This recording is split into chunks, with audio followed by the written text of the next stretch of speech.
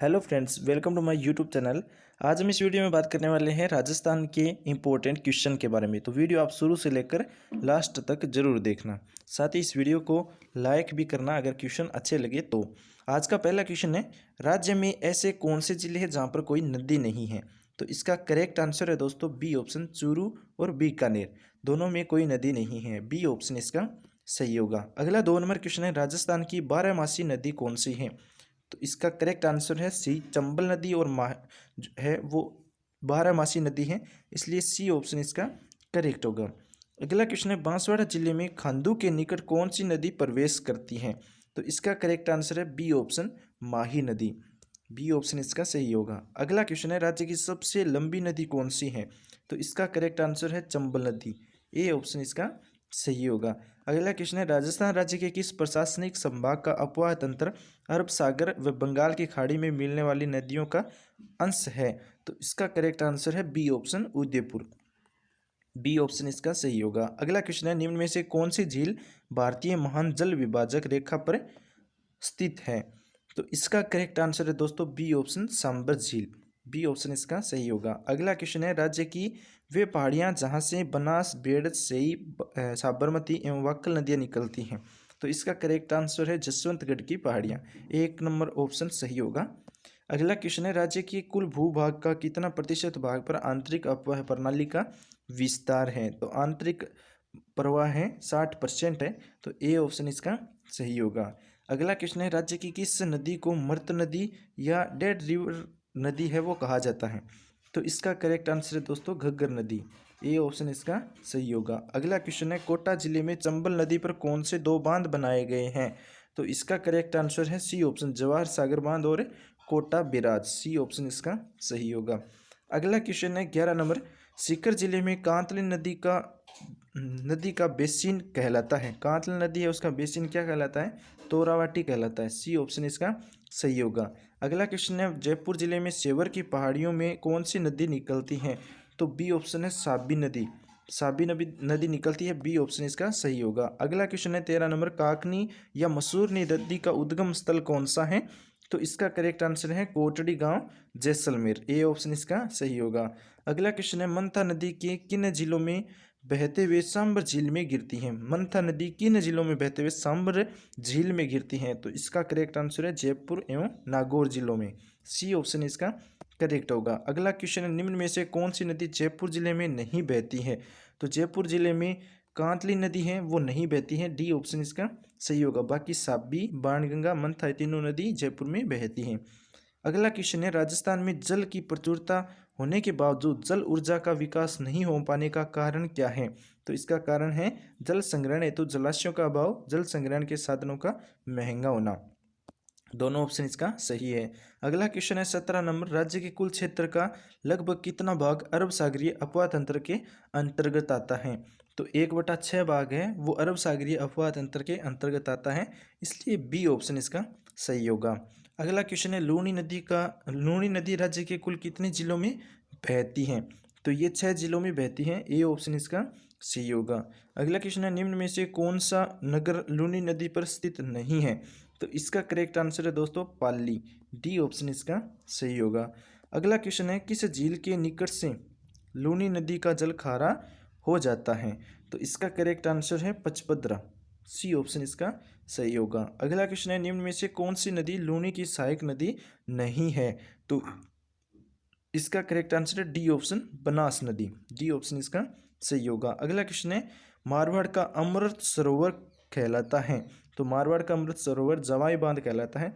A option इसका सही होगा। अगला क्वेश्चन है, जवाई नदी किन 2 जिलों की सीमा बनाती है? तो इसका करेक्ट आंसर है दोस्तों बी ऑप्शन, पाली एवं सिरोही। बी ऑप्शन इसका सही होगा। अगला क्वेश्चन है, बागड़ एवं काठल की गंगा कौन सी नदी है वो कहलाती है? तो इसका करेक्ट आंसर है माही नदी। ए ऑप्शन इसका सही होगा। अगला क्वेश्चन है, कौन सी नदी राजस्थान में कर्क रेखा को 2 बार काटती है? तो आपको पता होगा माही नदी है जो कर्क रेखा को 2 बार काटती है।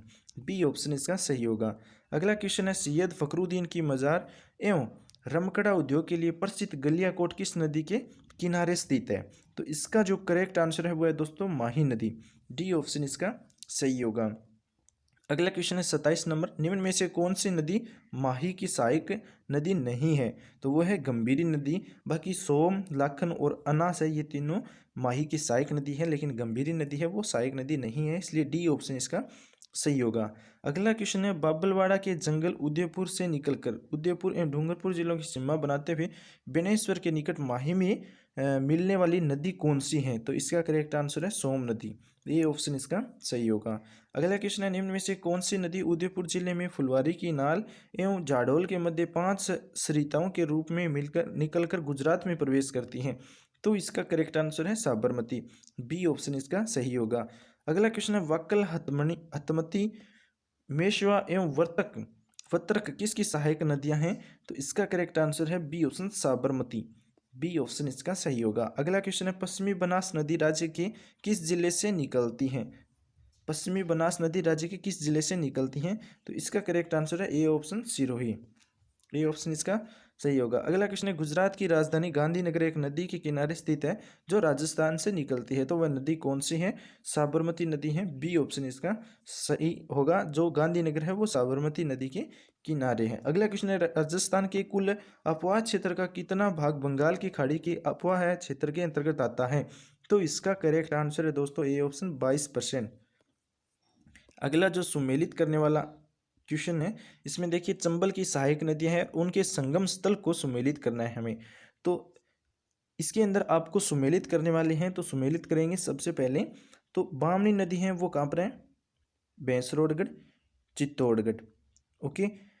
और जो काली सिंध नदी है वो कहाँ पर है? नारेना, कोटा। और पार्वती है वो कहाँ पर है? पाली, सवाई माधोपुर।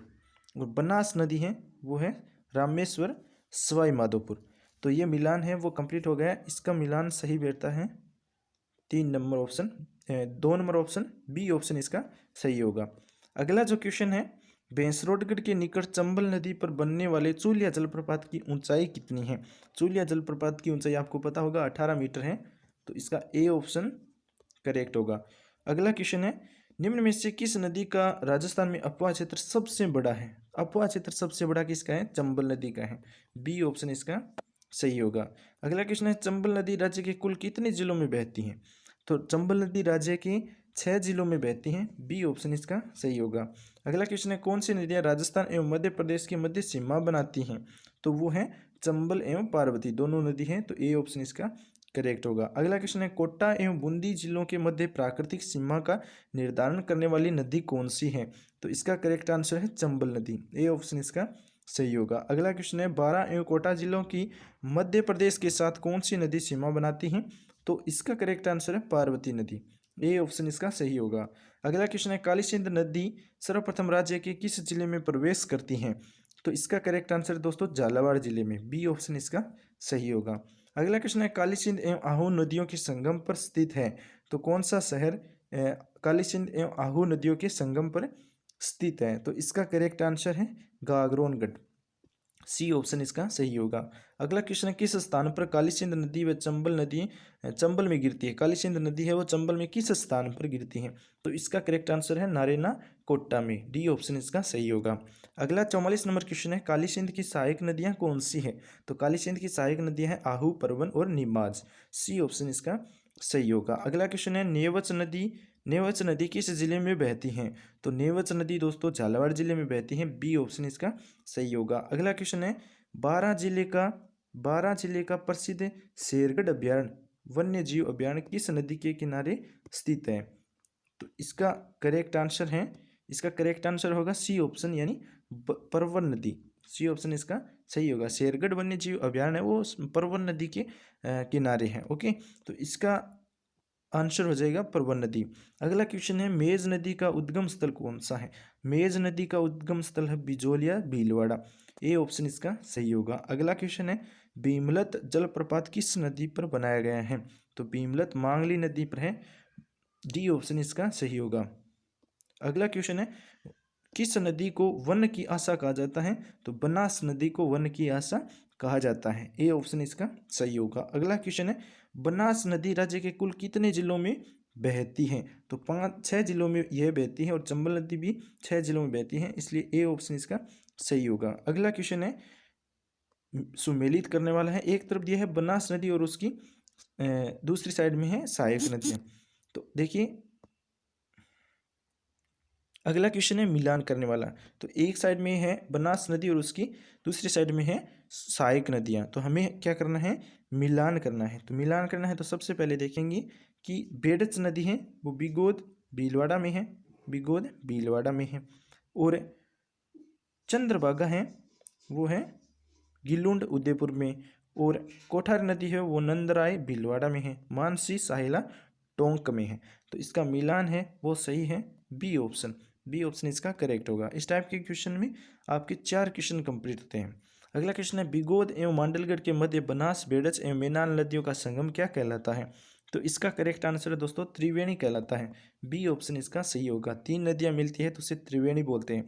अगला क्वेश्चन है इंदिरा गांधी फीडर का उद्गम किस राज्य में है। इंदिरा गांधी फीडर का जो उद्गम है वो किस राज्य में है, तो पंजाब राज्य में है, बी ऑप्शन इसका सही होगा। अगला क्वेश्चन है इंदिरा गांधी नहर के प्रणेता कौन थे।